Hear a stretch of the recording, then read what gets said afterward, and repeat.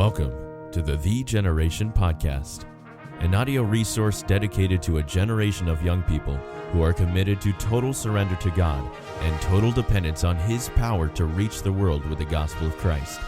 This podcast is designed to strengthen and encourage through a series of Bible-based practical talks. In today's podcast, we will hear once more from Evangelist Morris Gleiser.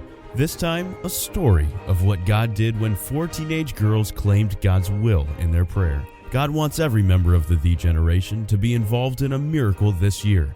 Listen and allow Him to give you a vision for yours.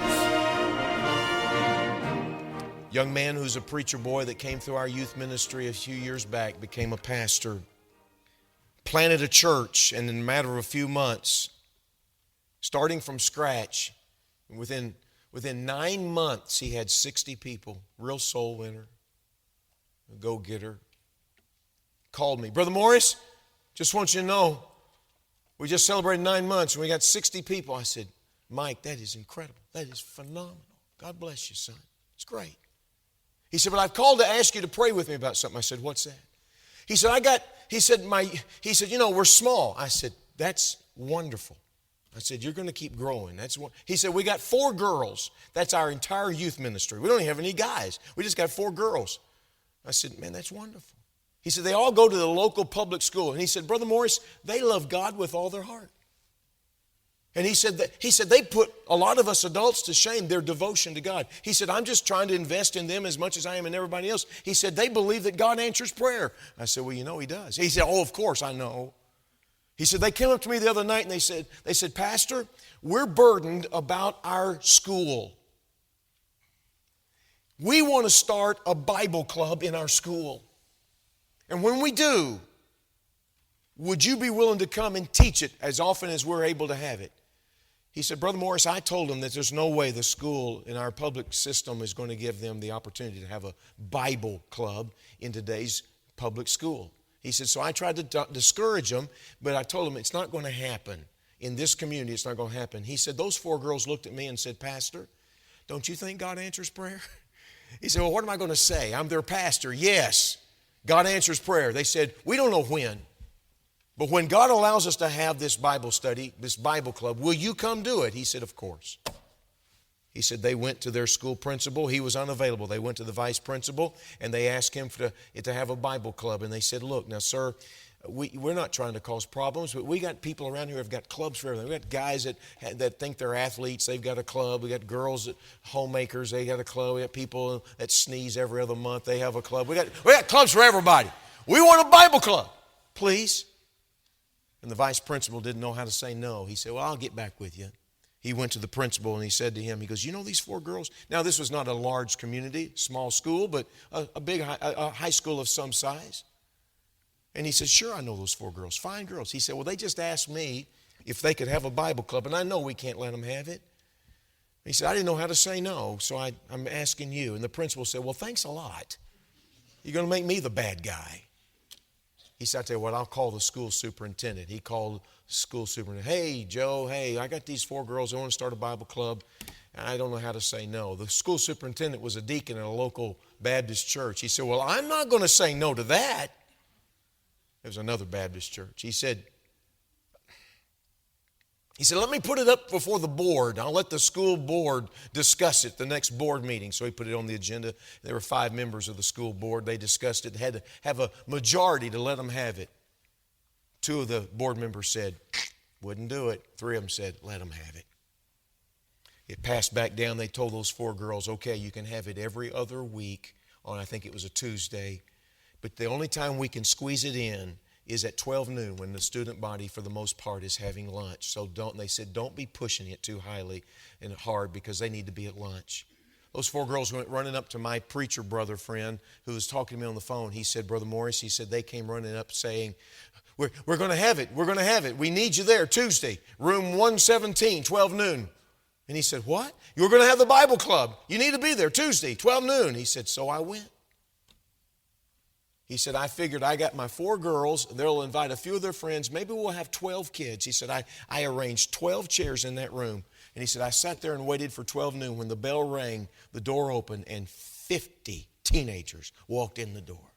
He said, I changed my message. He said, all of a sudden, I gave them the gospel. I thought, I'll never get this opportunity again. I gave them the clear gospel message. He said, when I got through, I led them in the sinner's prayer. He said, 16 teenagers were carefully led to Christ that day. He said, I figured that'd be the last. He said, 2 weeks later, I went back. He said, but we didn't have 50. He said, we had over 70. He said, Brother Morris, the third time we went, he said, we were growing in increments of 20. We had over 90. He said, this last week we had 105 teenagers in this little classroom. He said, I went to go see the principal to say, I need a bigger room, that this thing is growing. He had teachers stopping him in the hallway saying, Reverend, we don't know what you're doing down there at this Bible club. In fact, don't even tell us. We don't want to know. But whatever it is you're doing, don't stop. Something's happening in our school. Keep it up. He said, I was going to find the principal to ask for a bigger room. The principal was coming to find me, and he said, hey, Pastor, it looks like I better give you a bigger room. He said, yes, sir. That's what I was about to ask. He said, well, the next week, he said, I'm going to give you the biggest room on campus. He said, what room is that? The gymnasium. Oh. He said, Principal, please don't do that to me. He said, the kids will sit up in the bleachers. They'll spread out. I won't be able to keep their attention. He said, no, Pastor. He said, only once will you get the gymnasium. He said, what you don't understand is this. The next time you meet, I'm requiring the entire school to hear what you've got to say, and the faculty, and most of the staff. He was telling me on the phone, he said, I took my Bible and I said, Principal, this is what I'm speaking on. He said, you're going to make them all come? He goes, yeah. He said, you may get into trouble. He said, what kind of a pastor am I? I'm trying to discourage a principal from making the kids come and hear the Bible. And the principal said, yeah, I know. He said, I may get in trouble, so it better be good. My brother Mike was calling me on the phone. Brother Morris, he said, tomorrow I do it. Pray for me. Next time I spoke to Mike, he said, I got there early. He said, I walked in that gymnasium before anybody arrived. He said, I pictured an image in my mind, those kids walking in the door. He said, when the bell rang, they all filled up. He said, I saw some teachers are very disgusted with having to be there. He said, I looked at that crowd of kids sitting up there in the bleachers, and he said, I told them, I said, you know, young people, I used to live for gymnasiums. This was my world. I lived for this. And he said, Morris, he said, before I knew it, he said, I didn't plan on it. He said, I jumped off the platform because I saw a basketball. He said, I went running toward that basketball. And he says, while I was running toward it, I was thinking, what am I doing? Because I just wasn't thinking. And I thought, well, you did that a lot as a teenager. You hadn't changed a lot. And he said, I went over and he said, I snatched up that basketball. I went running to the first basket, the first backboard I could find. He said, I went running as hard. He says, as I was running, I was thinking, Lord, please, don't let me be embarrassed. And he said, I jumped up and threw a two-handed slam dunk. He got a standing ovation. The student body, woo! The Reverend can dunk, you know, this is all right. He said, I got back up there on the platform and I said, you see, young people, that's what I used to live for. But he said, it didn't fill the void in my life. He said, I found everything I was looking for in Jesus Christ. He gave them a clear gospel message and led them in the sinner's prayer. I was pacing the floor as he was telling me this story. And I said, Mike, tell me, what happened? How many? He said, I have no idea how many hands all over that gymnasium were raised. He said, just pray that I'll be able to follow up with them and keep leading them in the walk of a disciple. How did that happen? 4 teenage girls said, we just believe God's going to answer prayer.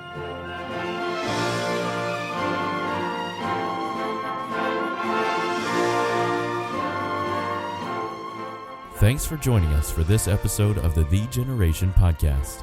For more faith-inspiring resources and information about joining The Generation, please visit thegeneration.org. That's THEE generation.org.